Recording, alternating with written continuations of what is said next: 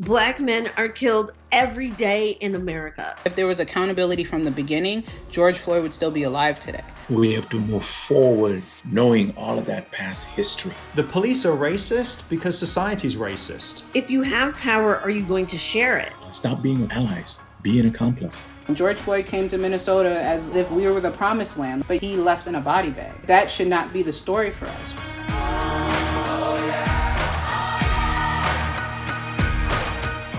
Hey y'all. The nation, maybe even the world, breathed a sigh of relief when Derek Chauvin was found guilty for murdering George Floyd. Many Minnesotans had put the trial behind them, but racism still kills people like us in different ways every day. So here's the question. Where do we go from here?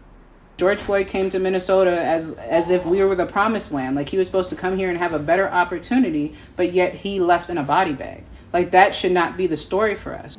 As devastating as it is, it's a catalyst to, really like change. It's so in your face that you can't avoid, that you can't look away. You can't put this off on somebody else and think that, oh, somebody else is taking care of this, or they're in the cities, they're handling this. No, you in, outskirts Minnesota should care about this. You in, wherever you are should care about what's happening, because God forbid you don't want this happening to one of your loved ones. The moral of the story is, how would you feel if this was your loved one? I'm going to be an optimist and say that Minnesota wants to be better.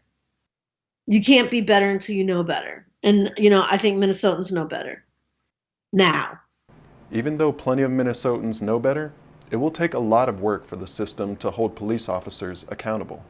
The other Minneapolis police officers, I would hope that they would take plea deals and not put us through another trial. I would hope that the governor would step in and turn Officer Potter's case over to the Attorney General, like was done here with Officer Chauvin. Those would be huge starts, because it sends them a message that you are not untouchable, that you can be held accountable and will be held accountable. There's a lot of talk at the moment about defunding the police, for instance, as a mechanism to be able to fund the public services that we've essentially offset to the police.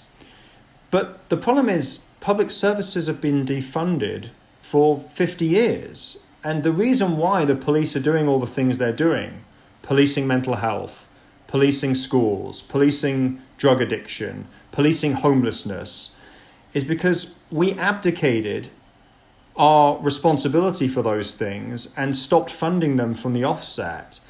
The police are the only organization that can't say no.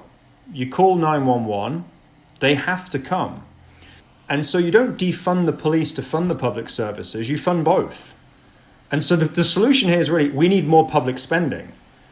But that is something that just doesn't sit well with some populations and some decision makers when you're asking for increased funding for public services. But that really is what we need here to get the types of solutions that are going to make all our communities safer. Those types of solutions focus on restoring our communities instead of enforcing them. And it could make a world of difference. If we really care about our people and we care about our community members, we would want to stop putting in practices and policies that will continue to create the environment that we already say we don't want. Stop the conversation about good apples and bad apples. Let's start realizing that our systems are built and constructed in such a way that it tends to harm communities that have experienced that long haul, right? The long haul of enslavement, long haul of Jim Crow, long haul of mass incarceration, long haul of unemployment, disenfranchisement, right? And lack of wealth building opportunities. So if we do the work in a clear, value-centered way, man, I think we can go a long way, right? But we tend to want to fix, let's give more training to police. I'm like, stop training the police. Start engaging the community. Can we look into how misdemeanor traffic violations are being addressed? Why is this a priority? Why is this a crime? If somebody is getting pulled over in a traffic stop because they have expired tabs, are these really crimes that need a police response, and especially a heavy-handed one? Or are these things that are just sort of civil infractions, or are they crimes of need? Make sure that, one, yes, all first offenders get the opportunity to get access to restorative justice practices. I'm a product of second chances. If I'm not given an opportunity to show that I can be redeemable, then yeah, you're just further setting me up to be in this system. A lot of Black people forget that we need to be well. And we've been socialized to think, oh, that's selfish. And my thought is that how are we demonizing self-preservation? Like, we didn't survive the Middle Passage, like, without having some self-preservation. We should continue that. Black people and people of color are pretty resilient in this country. If they weren't, we probably wouldn't be here knowing this country's history. Black folks are brought here from Africa to go out and give free labor to build this country, right? And so we have to talk about that. I think if we actually grappled with the truth and addressed it and acknowledged it and made amends for the atrocities that have happened here, we would be a lot further. You may not have to talk about race anymore because we would have been dealt with it. We need truth and reconciliation. It needs to be like South Africa. We need to have a public hearing. We need to have Black people come forward with testimony. We need white people to listen, and we need a public apology. What that apology or what that kind of truth process does is it acknowledges that the pain and the hurt is real. We have caused harm in the past. When someone is apologizing to you, you feel seen.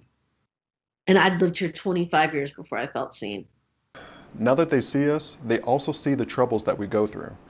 And those problems don't stop at policing. They're riddled throughout the system. We don't just need a sort of a tweak around the edges here. Like, we need a full-scale revolution in how we're doing this type of work. We have to look at the whole system. I think in education, you see the prison to the pipeline from school to prison. Why are certain children automatically being deferred into juvenile detention centers and all of that instead of given restorative justice in the school? Who is recruited to become police officers? What is the training of police officers? Will we change the requirement of where you live and where you police? Because if you live where you police, maybe you won't police, maybe you will actually serve and protect. Who gets into law school? Who ends up becoming a public defender or a prosecutor? What are the salary disparities for public defenders? Who can become a judge? Who are our elected officials? What are the disparities around healthcare? Who has access to the COVID vaccine and who doesn't? And how are they getting that access? Who has been economically displaced because of COVID and how can we change that? And what is our housing situation? And I would consider all of that is just like the opening paragraph to the policy memo of where do we go from here. We got our work cut out for us in our community to kind of level the playing field. And we have to be all in. It has to be the business community, the philanthropic community. Communities themselves have to lead that, and then government surely plays a huge role, probably the most significant role in that. And I hate to be the bearer of bad news, but it's going to take more than that to make change. Let's put it this way. In medicine, you have to deal with the disease to get rid of its symptoms. In Minnesota, we have to deal with racism to get rid of its inequalities. The police are racist because society's racist.